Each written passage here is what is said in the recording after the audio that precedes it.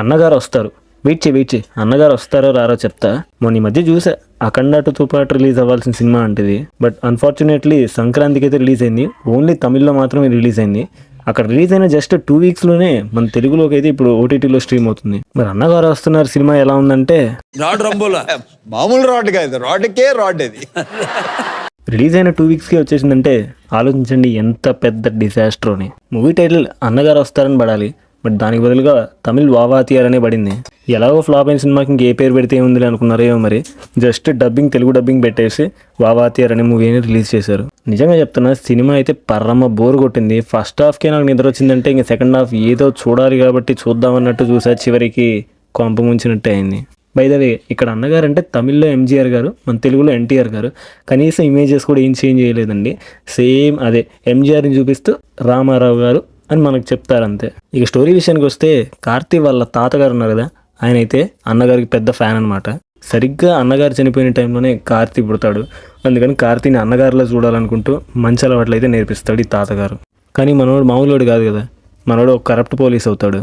ఇక పసుపు రంగు ముసుగు బ్యాచ్ అని చెప్పేసి ఒక స్టోరీ అయితే ఉంటుంది, బొక్కల స్టోరీ. వాళ్ళని కాపాడడానికి అన్నగారు వస్తారు, అదే మన కార్తీ. అపరిచితుడు టైప్లో ఇక్కడ కూడా రామారావు అని చెప్పేసి పెడతారు. అబ్బో చాలా వరస్ట్గా ఉందండి ఆ పర్ఫార్మెన్స్, యాక్టింగ్. సింపుల్గా చెప్పాలంటే కార్తీకి ఆ పర్ఫార్మెన్స్, ఆ గెటప్ అస్సలంటే అసలు సెట్ అవ్వలేదు. హానెస్ట్లీ స్పీకింగ్, నాకైతే కార్తీని చూస్తే ఎంజీఆర్లా అనిపించలేదు. ఎంజీఆర్ ఫ్రమ్ మీషో ఆర్ నాప్టోల్ ఈ ఫీలింగ్ వచ్చింది. అబ్బాయి ఏంటండి ఆ గెటప్లు మార్చడం, స్టోరీయే పరమ బోరింగ్ అని చెప్పేసి ఫస్ట్లో అనిపించింది. ఇంకా సెకండ్ హాఫ్ ఇంకా దారుణంగా ఉంటుంది అన్నగారు వచ్చిన తర్వాత.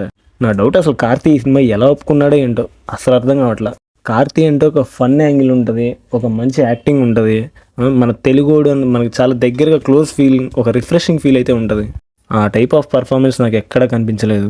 ఏదో పాతకాలంలో ఆ గుర్రం మీద వస్తారు కదా ఎంజీఆర్, సేమ్ అలాగే పెట్టారు ఇక్కడ కూడా. కాకపోతే ఇదేం వర్కౌట్ అవ్వాలా. అలాగే కొన్ని ఫైట్లు ఉంటాయి, ఓల్డ్ మ్యూజిక్ పెట్టేసి ఏదో పెట్టారు, అవి సెట్ అవ్వాలా.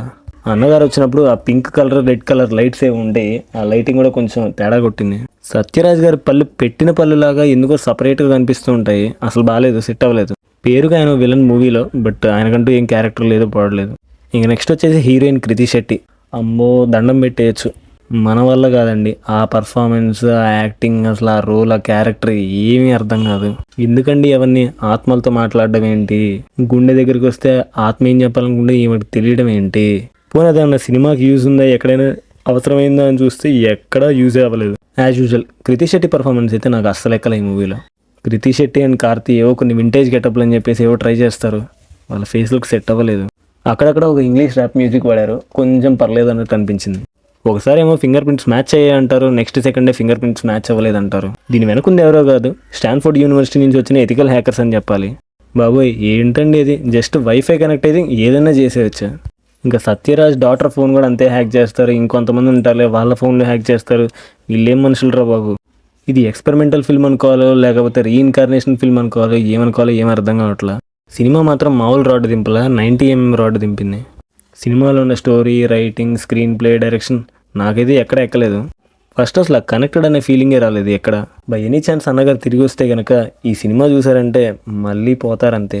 సీరియస్లీ నాకైతే ఈ సినిమా ఏ పాయింట్లోనూ ఎక్కలేదు, కొంచెం అంటే కొంచెం కనెక్ట్ అవ్వలేదు. ఇన్ని చెప్పిన తర్వాత ఈ సినిమా ఎక్కడుందో చూడాలనుకుంటే ప్రైమ్ వీడియోలో స్ట్రీమ్ అవుతుంది. బ్యాడ్ లాంగ్వేజ్ లేదు అండ్ ఫ్యామిలీతో అయితే చూడొచ్చు.